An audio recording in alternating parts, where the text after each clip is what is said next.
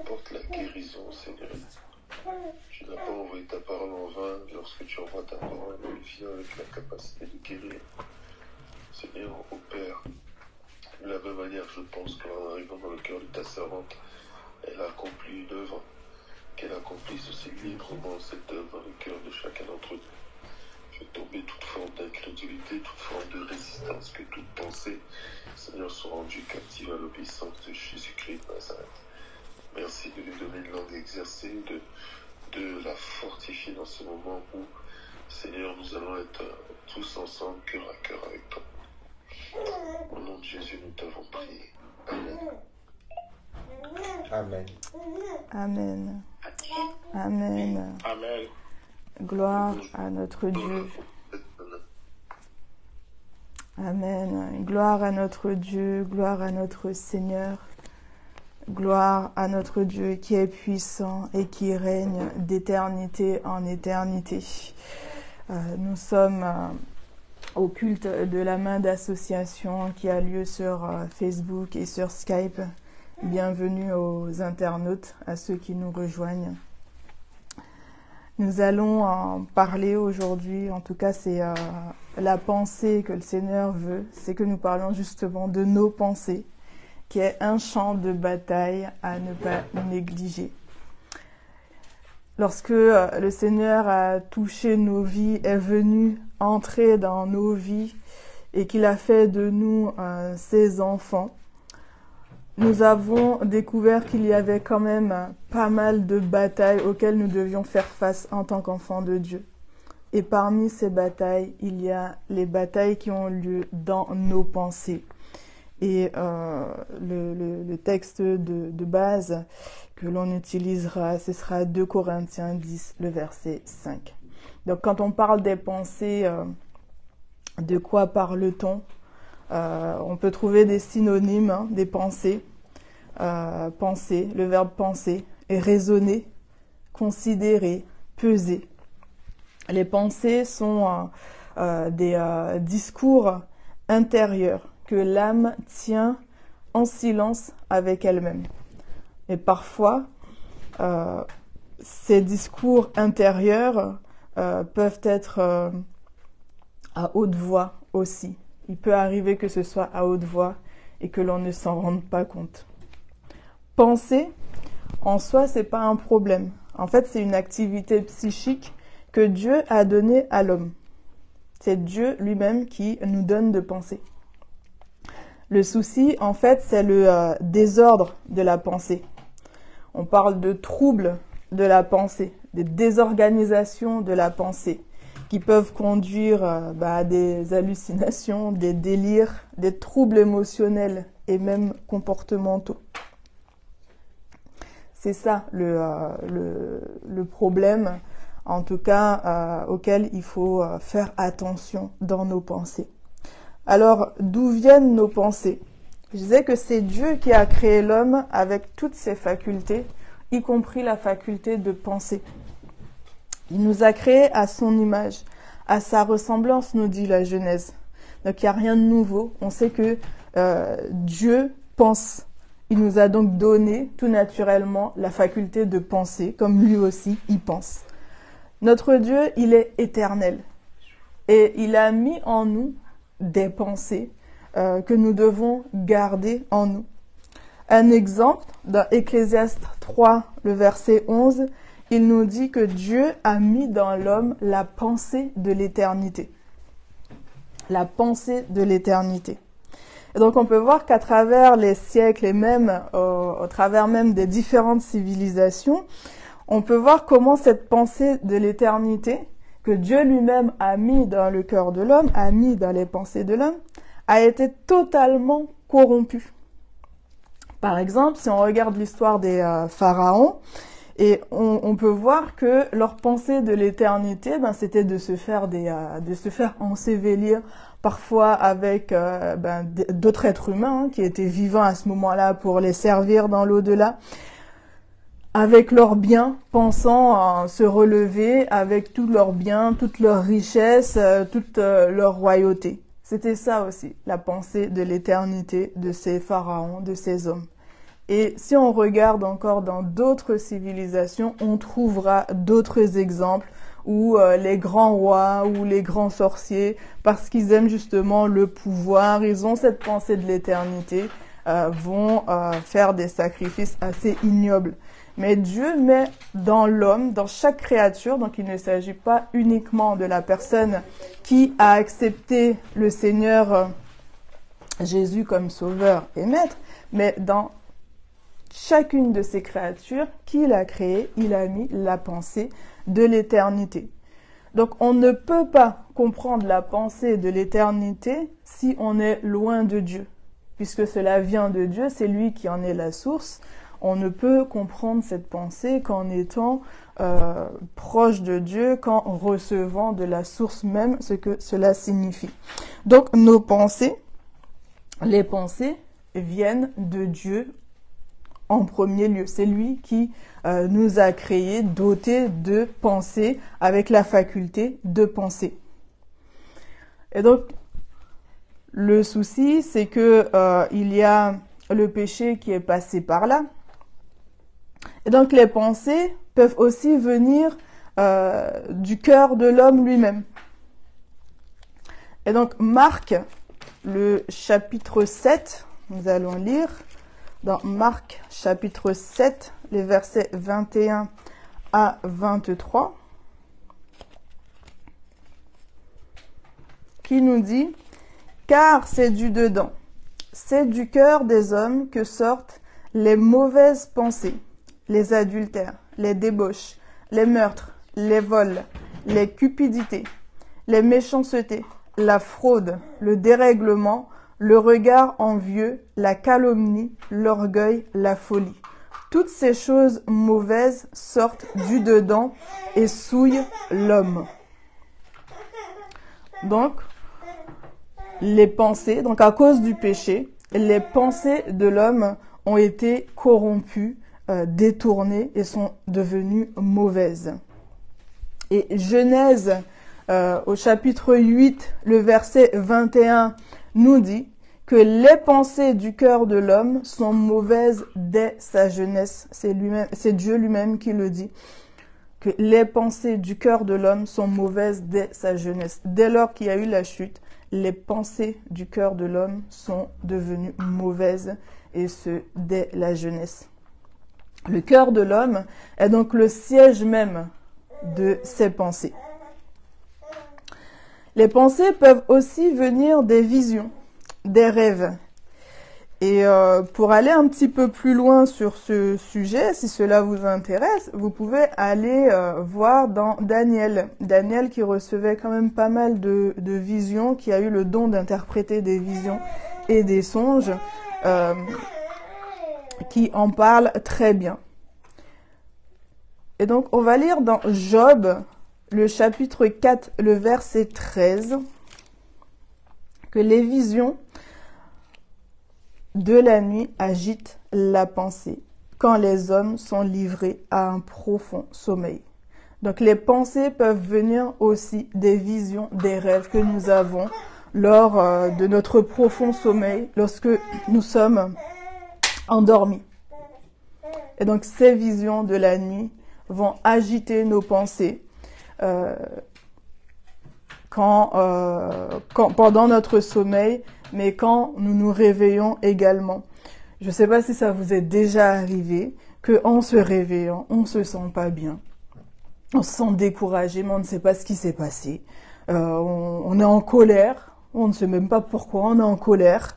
Et le monde appelle ça se lever du mauvais pied. Donc c'est vraiment une réalité qui est spirituelle, c'est une réalité qui est dans notre vie de tous les jours.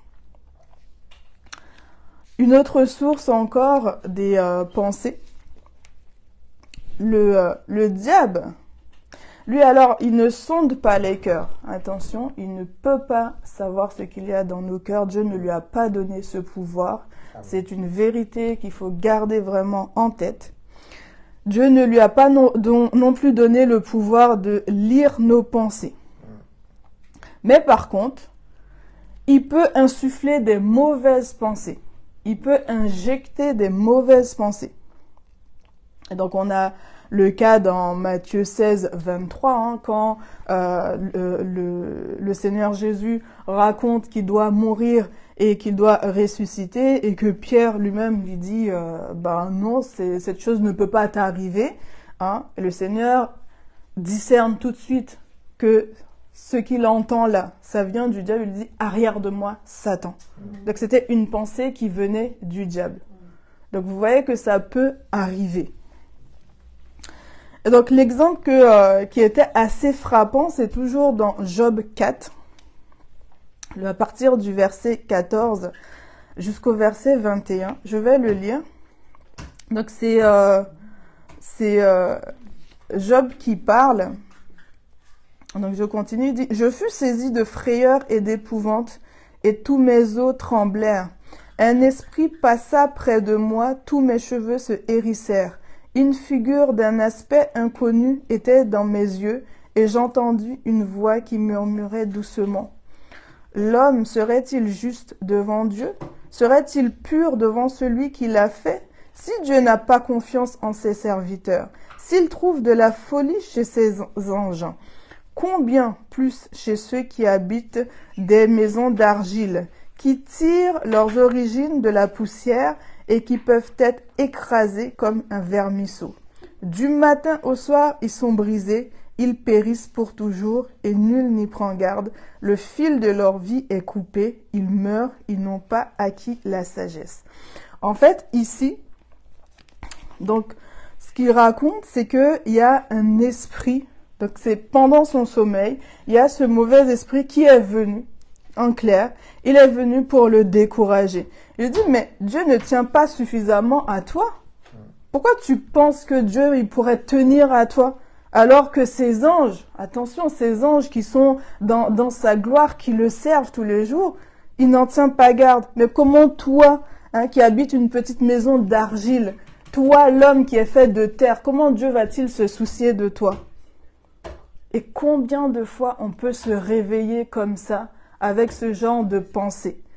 Et combien de fois, dans notre vie, quand on se retrouve dans des difficultés, ou même lorsque l'on a les yeux ouverts, on peut entendre ce genre de pensée où le diable vient tout simplement nous décourager, il vient nous taper sur les nerfs, injecter comme ça des mauvaises pensées en nous et qui peut nous frustrer et même nous éloigner de Dieu. La vérité, c'est que le diable et ses anges, en fait, ils sont déjà jugés. Mais Dieu use de patience, il use de miséricorde, d'amour envers nous, les humains. Et donc, le traitement que Dieu a contre le diable, ben, c'est pour le diable. En fait, il faut lui rappeler. Quand il nous dit, bah, Dieu ne se soucie pas de toi, ben, en réalité, Dieu ne se soucie pas de toi, mon gars. Parce que c'est toi, tu as déjà été jugé.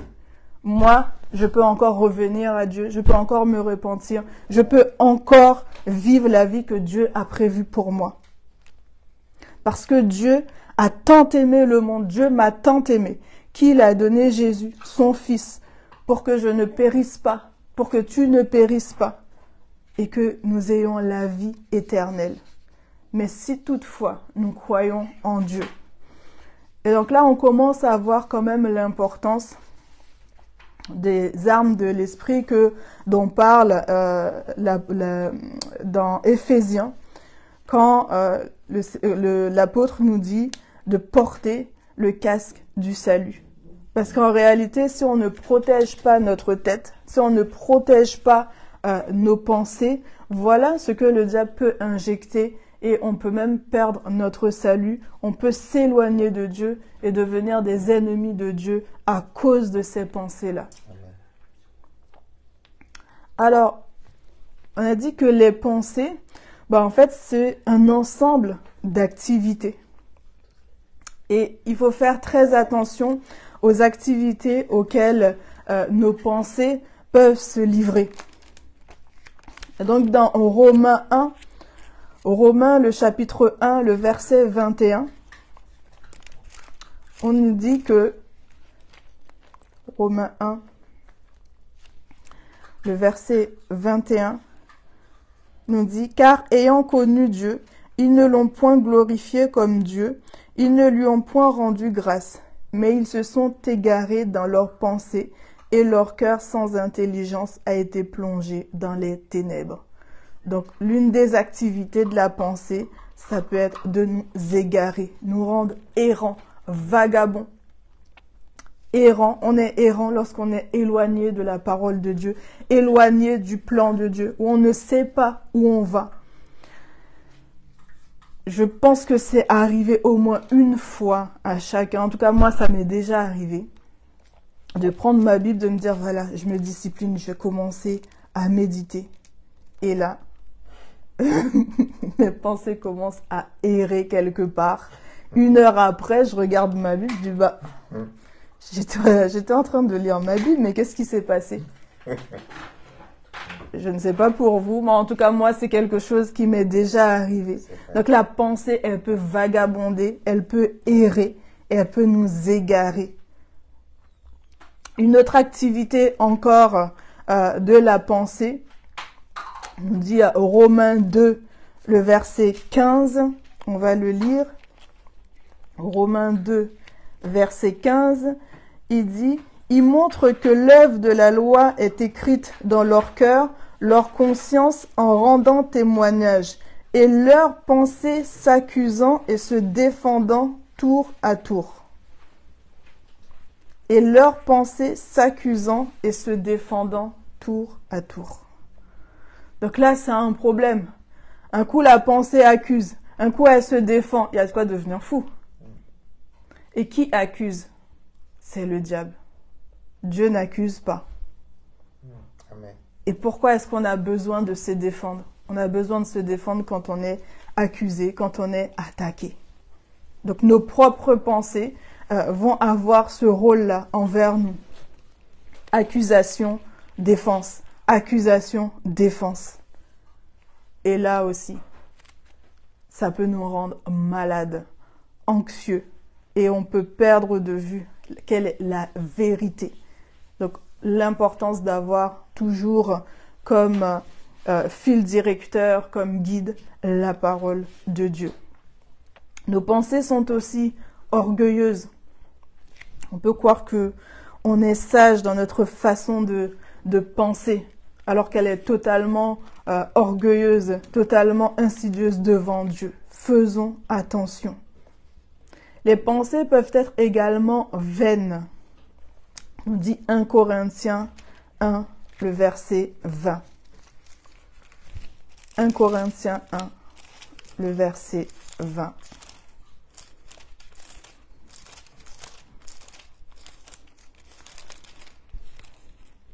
On dit, où est le sage? Où est le scribe? Où est le raisonneur de ce siècle? Dieu n'a-t-il pas convaincu de folie la sagesse du monde? Dieu n'a-t-il pas convaincu de folie la sagesse du monde? Oui. Donc, les pensées peuvent être totalement vaines. Les pensées de ces raisonneurs, les pensées de ces sages. Les pensées peuvent se corrompre facilement et nous détourner de la simplicité de l'évangile. On peut croire que ce que l'on pense, on peut juste en introduisant quelque chose de mauvais dans la parole, on la corrompt déjà. Donc il faut faire très attention à prendre la parole telle que le Saint-Esprit nous l'inspire, telle que Dieu nous l'inspire, et à ne pas nous détourner de la parole de Dieu. Donc la parole de Dieu nous dit que Christ est dans la simplicité. Nous n'avons pas à nous compliquer. Christ est dans la simplicité. Donc 2 Corinthiens 11, le verset 3, qui nous dit « Toutefois, de même que le serpent séduisit Ève par sa ruse, je crains que vos pensées ne se corrompent et ne se détournent de la simplicité à l'égard de Christ. » Donc ça, c'est quelque chose à laquelle nous devons toujours veiller, à ce que nos pensées ne se détournent pas de Christ, ne se détournent pas de sa parole. Nos pensées doivent être vraiment alignées sur la parole de Dieu. Et ensuite, une autre activité encore de nos pensées, c'est que nos pensées peuvent nous convaincre et nous faire accomplir leur propre volonté. Oui, la pensée a une volonté. Et donc, elle peut nous conduire à exécuter sa propre volonté et donc à nous éloigner aussi de la volonté de Dieu. Donc, dans Éphésiens 2, le verset 3 nous dit « Nous tous aussi, nous étions de leur nombre et nous vivions autrefois selon les convoitises de notre chair, accomplissant les volontés de la chair et de nos pensées. Et nous étions par nature des enfants de colère comme les autres. » Accomplissant les volontés de la chair, accomplissant les volontés de nos pensées. C'est la volonté de Dieu que nous devons accomplir et non la volonté de nos pensées. Et nos pensées sont tellement orgueilleuses qu'elles peuvent nous convaincre, nous corrompre que ce que nous faisons là est de Dieu. Mais faisons très attention. Faisons très attention à réellement nous aligner sur la pensée de Dieu et non sur notre pensée et à ne pas faire la volonté de notre pensée. Et en cela, en fait, nos pensées peuvent nous opposer à Dieu et faire de nous des ennemis de Dieu. C'est très insidieux, c'est très simple, c'est très facile, c'est très rapide. Il nous faut faire attention. Colossiens 1 nous dit, au verset 21, « Et vous qui étiez autrefois étrangers et ennemis par vos pensées et par vos mauvaises œuvres, il vous a maintenant réconciliés par sa mort dans le corps de sa chair. » Donc nos pensées peuvent nous conduire à être les ennemis de Dieu, à nous opposer à la parole de Dieu. Les pensées, c'est ce qui alimente nos actions. C'est ce qui nous fait agir. Et c'est aussi ce qui alimente nos paroles. Ce que l'on va dire, c'est ce que nous pensons. Mais parfois, il peut arriver aussi que nos pensées, que nos intentions soient contraires à nos actes et à nos paroles. Et là, ça nous conduit tout simplement à vivre dans l'hypocrisie, dans la fausseté, dans la duplicité. Donc ça veut dire que la pensée, elle peut être dissimulée. Et donc là encore, c'est dangereux. Elle peut être dissimulée par rapport à nos actes. Elle peut être dissimulée par rapport à nos paroles, par rapport à ce que nous faisons. Et là encore, Dieu n'approuve pas ce genre de comportement, puisque ce qu'il attend de nous, c'est l'intégrité. Ce qu'il attend de nous, c'est que nous soyons vrais. Ce qu'il attend de nous, c'est que nous vivions dans la vérité, dans sa vérité.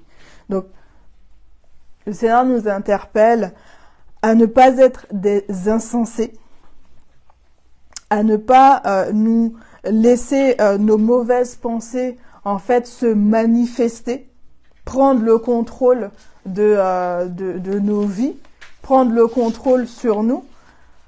Ne marchons pas en fait au gré de nos pensées et à ne pas laisser nos pensées s'agiter en foule.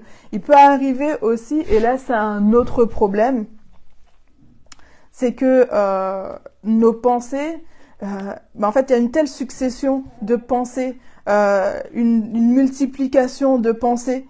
Allez, on pense à ce problème, après il faut que j'aille à tel endroit, il faut que je fasse telle et telle chose, ah oui, le travail, il faut qu'il se passe ça, il faut qu'il se passe ça. Et en fait, on peut passer toute une journée, une nuit, une semaine, on se rend même pas compte que on n'a que des pensées dans la tête qui nous fatiguent, qui nous rend inquiets, anxieux, et on oublie la parole de Dieu, on oublie l'adoration, on oublie de se mettre dans la présence de Dieu, et voilà comment on s'éloigne de Dieu. C'est très simple, c'est trop rapide de s'éloigner de Dieu. Si on n'est pas dans cette discipline à vraiment prendre le contrôle, à soumettre nos pensées aux pensées de Dieu, elles peuvent nous conduire à notre propre chute. Parce que on peut être très vite dans de l'obsession. Ah, bah tiens, j'ai bien envie de ces bijoux-là. Ah, ben oui, ces bijoux-là, ça irait bien avec ces chaussures. Ah, mais oui, ça irait bien avec ce pantalon. Ah, ben tiens, je vais l'acheter. Ah, ben tiens, ce magasin, il est fermé. Ah, ben tiens, je vais aller à celui-là. Ah, ben il y a des promos dans celui-là. Et on passe la semaine comme ça. Et ça devient une obsession. Une obsession. Une obsession. Et pourquoi? Pour des choses futiles, des choses qui n'apportent rien de bon. Et donc, on voit que l'objectif de ces pensées qui nous sont injectées, l'objectif de ces mauvaises pensées qui nous sont injectées, c'est bien de s'élever contre la connaissance de Dieu dans notre vie. Puisque tout ce qui est de Dieu, tout ce qui est la pensée de Dieu, en fait, va être mis de côté au profit des pensées qui nous préoccupent finalement, qui deviennent tellement prenantes, tellement préoccupantes. Et donc ces pensées vont se lever contre la connaissance de Dieu dans notre vie. Sauf que Jésus a dit que la vie éternelle, c'est qu'ils te connaissent, toi, le seul vrai Dieu. Donc c'est notre vie éternelle qui est en jeu, puisque la vie éternelle, c'est de connaître Dieu. Même mes pensées, les pensées qui sont injectées par les démons et le diable, les pensées qui sont injectées par ma chair sont là pour m'éloigner de la connaissance de Dieu. Alors, qu'est-ce qu'il faut faire? Et donc, là aussi, faisons attention à nous rappeler de la parole de Dieu, de ce que nous dit la parole de Dieu, à vraiment porter le casque du salut, à se rappeler du sacrifice de Christ, pour quelle raison il l'a fait, à vraiment protéger notre tête. Protégeons notre tête avec la parole de Dieu.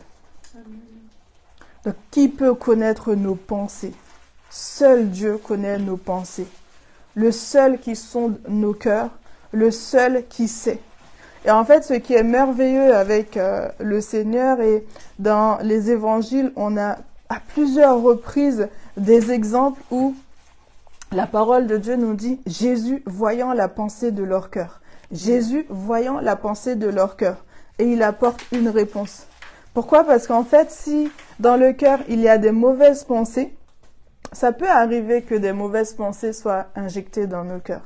Le problème, en fait, c'est quand les mauvaises pensées demeurent et habitent dans le cœur. Et finalement, on voit que le Seigneur Jésus, lorsque ses disciples commençaient à avoir une pensée, tout de suite, il dit, Jésus, voyant la pensée de leur cœur, leur dit.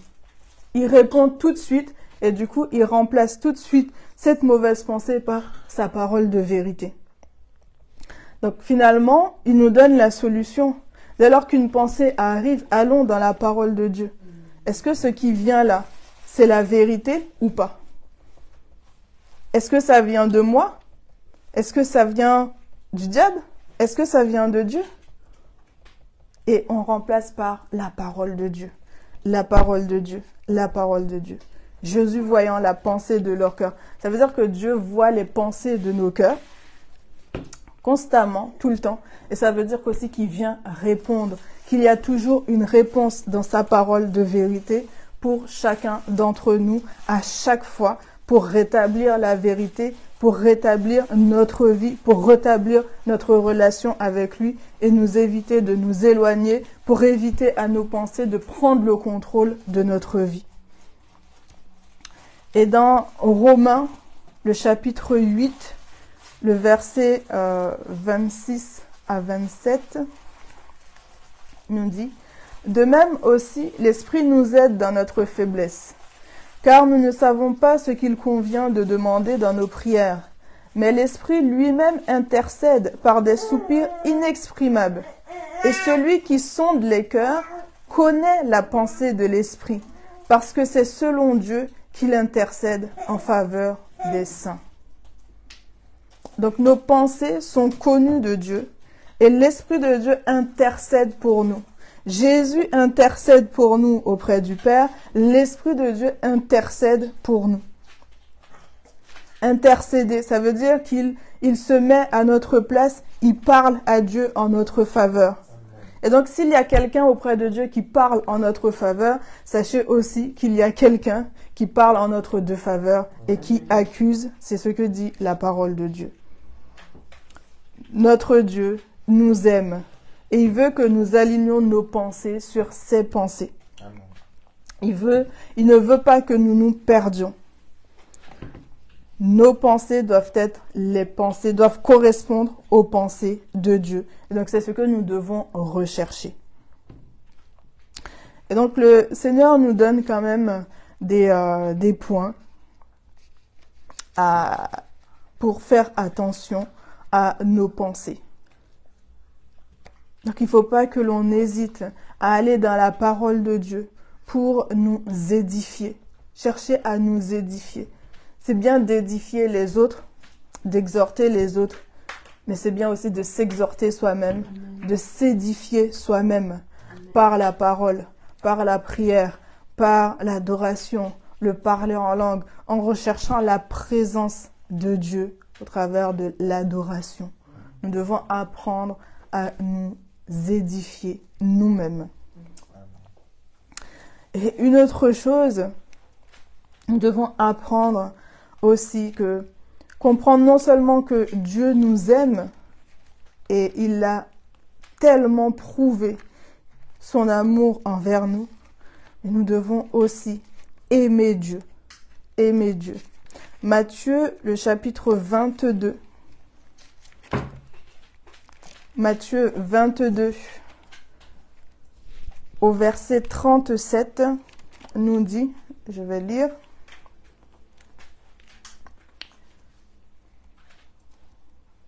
Jésus lui répondit, tu aimeras le Seigneur ton Dieu de tout ton cœur, de toute ton âme et de toute ta pensée. Aimer Dieu de tout ton cœur, de toute ton âme et de toute ta pensée. Ça veut dire que mes pensées doivent refléter l'amour que j'ai pour Dieu. Je sais que Dieu m'aime, mais je dois aussi aimer Dieu. Mes pensées doivent refléter l'amour que j'ai pour Dieu. Doivent aimer Dieu, non pas en petite partie, mais de toute la pensée. Toute la pensée. Et l'apôtre Paul nous exhorte aussi dans 1 Timothée 2, le verset 8, à prier en tout lieu, sans colère, ni mauvaise pensée. Donc à prier. Donc quand les mauvaises pensées, parce qu'en fait finalement on peut prier et en même temps avoir des mauvaises pensées, mais ça devient un obstacle à l'exaucement de nos prières. Prier avec des mauvaises pensées, c'est un obstacle à nos prières, à l'exaucement de nos prières. Et donc il ne doit pas y avoir d'obstacle à l'exaucement de nos prières. Et donc on doit faire attention, non seulement à nous exercer à la prière, mais la prière en tout lieu, à tout moment, sans mauvaises pensées, en nous débarrassant de nos mauvaises pensées. Et comment on peut se débarrasser de ces mauvaises pensées? Eh bien, quand Dieu nous montre que nous avons une mauvaise pensée, nous devons nous repentir, reconnaître que ces pensées-là ne sont pas des pensées de Dieu. Reconnaître que ces pensées que j'ai, je les ai laissées s'installer dans ma vie, je les ai laissées s'installer dans ma tête. Et je dois me repentir, les délaisser. Comme me dit Ésaïe 55, le verset 7 me dit, retournons à notre Dieu qui ne se lasse pas de pardonner. Dieu ne se lasse pas de nous pardonner. Même si ce sont nos pensées, même si celui qui est en face de nous, notre prochain, il ne sait pas ce qui se passe dans notre tête. Oui, Parfois, on peut regarder une personne là, on ne sait pas pourquoi on a des mauvaises pensées concernant cette personne, même si cette personne ne le sait pas, mais Dieu le sait. Et nous devons nous en repentir. Parce que Dieu ne se lasse pas de pardonner. Même si le diable vient te dire, non mais Dieu il en a marre de te pardonner. Hein. Tu viens tout juste de pécher là, 2 secondes après, tu pêches encore et tu pêches encore. Non mais tu crois qu'il a que ça à faire? Dieu il est saint. Dieu ne se lasse pas de pardonner. C'est la vérité, c'est la parole de Dieu. Dieu ne se lasse pas de nous pardonner. Et donc ne nous lassons pas d'aller dans sa présence avec notre faiblesse et de lui dire combien nous sommes faibles et combien nous avons besoin qu'il nous pardonne, combien nous avons besoin qu'il nous relève, combien nous avons besoin qu'il nous aide à ne plus avoir ces mauvaises pensées. Parfois, ça peut prendre du temps. Quand une pensée s'est installée depuis des années, parfois, quand on va recevoir la parole pour la première fois, notre orgueil, la pensée orgueilleuse va venir dire « Ah, qu'est-ce qu'il raconte là? Ah, cette petite, qu'est-ce qu'elle a à m'apprendre ?» Hein? Première étape. Et puis après, on va se dire « Mais quand même, je crois qu'elle avait peut-être pas tort. » Ah non, mais que dit la parole de Dieu par rapport à ça? Et ça peut faire son cheminement jusqu'à ce que le Seigneur nous libère totalement de ces pensées qui ne sont pas de lui. Amen. Dieu ne se lasse pas de nous pardonner. Et il sait à quel point nous sommes faibles. Mais si nous voulons réellement plaire à notre Dieu, aimer notre Dieu, nous devons venir dans sa présence. Amen. On ne peut pas s'empêcher de penser, mais on peut imposer les pensées de Dieu à nos pensées. On peut les imposer à notre cœur, on peut les imposer dans notre tête. Et Philippiens 4, au verset 8.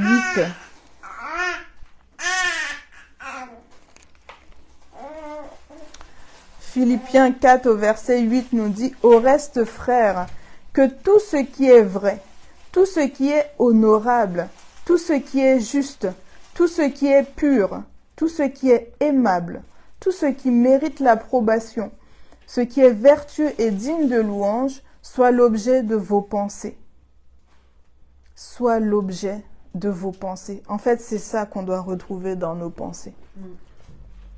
C'est ça que nos pensées doivent contenir.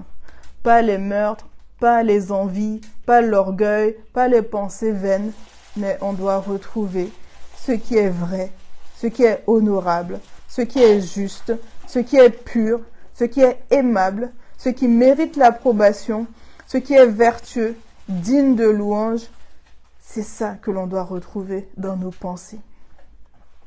Et donc, c'est la question finalement que l'on doit aussi se poser à chaque fois. En fait, nous devons à chaque fois examiner nos pensées. Est-ce que ce qui vient dans ma tête là, est-ce que c'est vrai? Est-ce que c'est vrai? Ce qui est vrai vient de la parole de vérité qui est Jésus. Et si nos pensées sont fondées sur la parole de Dieu, qui est la vérité, la parole de Dieu nous transmet la parole de Dieu. Et donc, est-ce que ce qui vient dans ma tête, est-ce que c'est vrai? Est-ce que c'est vrai? Est-ce que ça vient de la parole de Dieu? Est-ce que c'est quelque chose qui est honorable? Est-ce que c'est quelque chose qui est juste? Est-ce que c'est quelque chose qui mérite l'approbation des autres? Est-ce que c'est digne de louange ce que je pense? C'est ce qui nous aide à examiner, à discerner aussi que nos pensées sont de Dieu ou ne le sont pas. Et donc, le Seigneur nous interpelle ce matin, non seulement à examiner nos pensées, mais aussi à prier pour renverser les forteresses qui sont dans nos pensées. Parce que comme je l'ai dit tout à l'heure, les pensées, on ne peut pas les empêcher de venir, Par contre, on peut les empêcher d'habiter. Amen. Et le problème, c'est quand les mauvaises pensées demeurent, quand les mauvaises pensées habitent, ben, c'est qu'elles forment des forteresses, des raisonnements qu'il est totalement difficile de faire tomber. Et il y a un exemple qui me vient. Vous savez, il y a des personnes qui sont à l'église depuis qu'elles sont toutes petites. Elles sont à l'église. Et vous leur dites, mais tu es née de nouveau? Ah ben bien sûr, je suis née de nouveau. Je suis à l'église depuis que je suis toute petite. Oui, mais est-ce que tu es née de nouveau? Je suis à l'église depuis que je suis toute petite, donc qu'est-ce que tu me racontes? Et donc, à 60 ans, 50 ans, ces personnes entendent la parole, mais elles sont convaincues dans leur tête, elles sont convaincues dans leurs pensées, ben, je suis sauvée. Mais elles ne sont jamais passées par la petite porte. Et ça, c'est aller parler à quelqu'un comme ça de l'évangile. Non, mais il faut accepter le Seigneur Jésus comme ton sauveur, comme ton maître. Mais il va dire, mais depuis que je suis tout petit, j'entends l'évangile à l'école du dimanche. C'est quoi ton problème? Forteresse, raisonnement. Et malheureusement, c'est que cette personne, si elle n'expérimente pas la nouvelle naissance, le passage par la petite porte, qu'est-ce que vous voulez faire? C'est la vérité, c'est ce que nous dit la parole de Dieu. Il faut passer par la petite porte. On n'est pas sauvé parce que l'on va à l'église, mais parce que l'on a cru au Seigneur Jésus comme son sauveur et son maître et qu'on s'est livré totalement à lui. Donc 2 Corinthiens, le verset chapitre 10, 2 Corinthiens chapitre 10 nous dit, si nous marchons, donc à partir du verset 3, si nous marchons dans la chair, nous ne combattons pas selon la chair. Car les armes avec lesquelles nous combattons ne sont pas charnelles, mais elles sont puissantes par la vertu de Dieu pour renverser des forteresses. Et nous renversons les raisonnements et toute hauteur qui s'élève contre la connaissance de Dieu, et nous amenons toute pensée captive à l'obéissance de Christ. Alors, frères et sœurs, ce matin, nous allons prier. Nous allons prier pour nos pensées. Nous allons prier pour renverser ces forteresses qui habitent dans nos cœurs depuis trop longtemps. Ces faux raisonnements qui font la guerre à la parole de Dieu dans nos vies, qui sont là depuis trop longtemps, qui nous éloignent de Dieu. Nous allons renverser. Tu vas prier là où tu te trouves. Prie pour toi-même. Prie pour ta famille. Prie pour ton église. Oui, Seigneur, nous renversons ces mauvaises pensées, Seigneur, ces mauvaises pensées qui ne sont pas vraies, ces mauvaises pensées qui ne sont pas honorables, ces pensées, Seigneur, qui habitent en nous, qui ne sont pas justes, qui ne sont pas aimables. Oui, Seigneur, nous les amenons captives à l'obéissance de Christ. Nous les soumettons à la parole de Dieu. Nous les amenons captives à l'obéissance de Christ. Oui, Seigneur, c'est toi qui prend le contrôle. Nous soumettons nos pensées à toi. Nous soumettons nos pensées à ta parole. Nous soumettons nos pensées à ta parole de vérité. Seigneur, c'est toi qui délivres nos cœurs. C'est toi qui délivres nos pensées. C'est toi qui fais tomber les forteresses qui nous maintiennent en captivité. C'est toi qui nous réconcilies. Ô Seigneur Jésus, réconcilie-nous avec Dieu. Oh oui, Seigneur Jésus. C'est toi qui nous réconcilies. Au nom de Jésus. Au nom de Jésus. Au nom de Jésus. Oui, Seigneur. C'est toi qui libères. C'est toi qui libères nos pensées de la distraction. C'est toi qui libères nos pensées de l'obsession. C'est toi qui libères nos pensées de la folie. C'est toi qui nous libères.